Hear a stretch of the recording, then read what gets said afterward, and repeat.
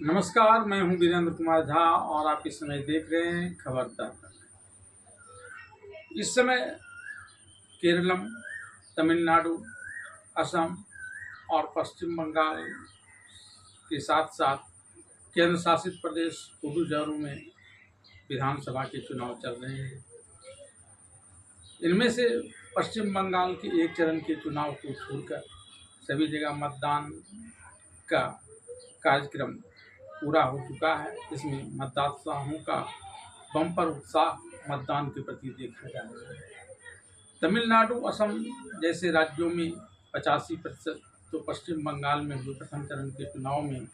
92% से भी कुछ ज़्यादा ही मतदान हुआ और यह अब तक भारत में हुए किसी भी चुनाव या उपचुनाव के मतदान प्रतिशत में सबसे बड़ा एक रिकॉर्ड बना है। मतदाताओं के इस रुझान के बाद अब पश्चिम बंगाल के एक चरण का चुनाव जो 29 अप्रैल को होना है, उसके बाद 4 मई को इसके परिणाम आने हैं।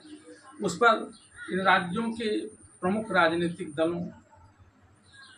केरलम में कांग्रेस, बीजेपी, वामपंथी, तमिलनाडु में डीएमके, एआईडीएमके, बीजेपी, असम में बीजेपी, टीएमसी, कांग्रेस और पश्चिम बंगाल में बीजेपी और कांग्रेस जैसे दलों के प्रमुख नेताओं की नज़र 4 मई को होने वाले चुनाव परिणाम पर टिक गई। 4 मई को होने वाले चुनाव परिणाम इनके दल के नेताओं को सत्ता की सर्वोच्च शिखर मुख्यमंत्री की कुर्सी तक पहुंचाने वाले हैं। इस दृष्टिकोण से इनकी 4 मई को होने वाले चुनाव परिणाम पर नज़र की बात तो समझ में आती है, लेकिन इसी 4 मई के चुनाव परिणाम पर एक अन्य राजनीतिक दल की नेता की निगाह है, जिसका कोई भी उम्मीदवार इन 5 विधानसभाओं में कहीं से भी चुनाव नहीं लड़ रहा है, फिर भी इसकी नेता की नज़र 4 मई के चुनाव परिणाम पर टिकी हुई है। तो यह बात सुनकर आपको थोड़ा आश्चर्य लगता है। सरसरी निगाह पर देखने पर यह बात है भी आश्चर्यजनक कि उसके कोई भी नेता कहीं से भी विधानसभा के चुनाव नहीं लड़ रहे हों और उसके नेता इसके चुनाव परिणाम को लेकर गंभीरता बरत रहे हैं। लेकिन यह एक हकीकत है। यह राजनीतिक दल है जनता दल यूनाइटेड और इसके नेता हैं नीतीश कुमार।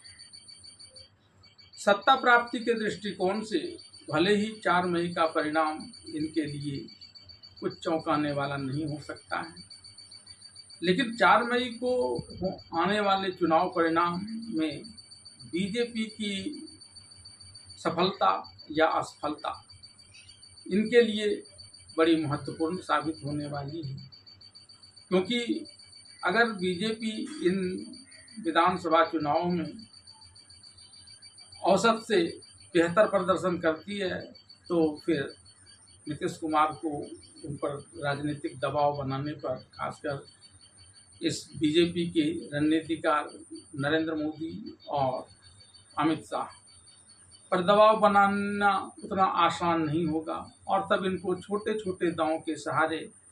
अपनी लक्ष्य सिद्धि की तरफ बढ़ना है। और अगर इन 5 विधानसभाओं के चुनाव में बीजेपी का प्रदर्शन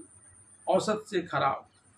यानी अगर यह कहीं भी मुख्यमंत्री गठबंधन में भी बना पाने की स्थिति में नहीं रहती है, तो नीतीश कुमार के पास एक बड़ा दांव होगा जिसे चलकर वे बीजेपी के रणनीतिकार पीएम नरेंद्र मोदी और अमित शाह को बहुत हद तक मजबूर कर सकते हैं। और बड़ी संभावना यह भी है कि वे अपने दबाव को इस हद तक पहुंचा सकते हैं कि इन अमित शाह और पीएम मोदी की जोड़ी को वापस कहीं इन्हें ही कुछ समय के बाद बिहार का मुख्यमंत्री नहीं बनाना पड़े। फिलहाल वे अभी इस पर नज़र रख रहे हैं और आज जब बिहार विधानसभा में मुख्यमंत्री सम्राट चौधरी ने जब विश्वास मत प्रस्ताव किया तो उसे इन्होंने सहजता से ही अपने पार्टी का समर्थन देकर पास होने में मदद की, ताकि बीजेपी के रणनीतिकार पीएम मोदी और अमित शाह पर मनोवैज्ञानिक दबाव बना सकें और कम से कम ये बीजेपी को अपने मुख्यमंत्री काल में जितनी जगह दी थी, जितना महत्व दिया था, उतना ही महत्व इनके पार्टी को मिल सके। और अब अगर चुनाव परिणाम में बीजेपी सफलता प्राप्त करती है, तब तो ऐसे ही नीतीश कुमार को ज़्यादा से ज़्यादा उन्हीं बातों पर समर्थन देना पड़ेगा बीजेपी को कि जो स्थिति इनके मंत्रिमंडल के समय में बीजेपी की थी, वही स्थिति ज़्यादा से ज़्यादा इन्हें सम्राट चौधरी के मंत्रिमंडल में मिल सके। हालांकि इन्होंने बिहार मंत्रिमंडल के निर्माण में सम्राट चौधरी को, जो इनकी ही पसंद के नेता हैं, उसे बिहार का मुख्यमंत्री बनाने के लिए बीजेपी के रणनीतिकार पीएम मोदी और अमित शाह को अपनी चालों से मजबूर कर दिया था। और यह भी उस दिन तय कर दिया था कि जब सम्राट चौधरी शपथ ले रहे थे तो एक बीजेपी का मुख्यमंत्री और एक जेडीयू का उप मुख्यमंत्री नहीं, बल्कि दोनों ही उप मुख्यमंत्री विजय चौधरी और विजेंद्र यादव जेडीयू के ही थे। अब अगर स्थिति प्रतिकूल जाती है तो एक प्रतिकूलता तो बीजेपी के इन रणनीतिकार पीएम मोदी और अमित शाह को तब मिली जबकि संसद में इनके द्वारा लाया गया नारी बंधन शक्ति अधिनियम संशोधन अधिनियम पारित नहीं हो सका। और अब यहाँ भी अगर स्थिति उनके प्रतिकूल चली जाती है तो नीतीश कुमार इस बात को लेकर दबाव बना सकते हैं कि अब इन्हें इस मंत्रिमंडल में, जो सम्राट चौधरी का मंत्रिमंडल होगा, उसमें बड़ी हिस्सेदारी मिली। पहले से भी बड़ी हिस्सेदारी की मांग ये कर सकते हैं और मलाईदार पद का, क्योंकि नीतीश कुमार की चाल को समझना इतना आसान नहीं है। पीएम मोदी और अमित शाह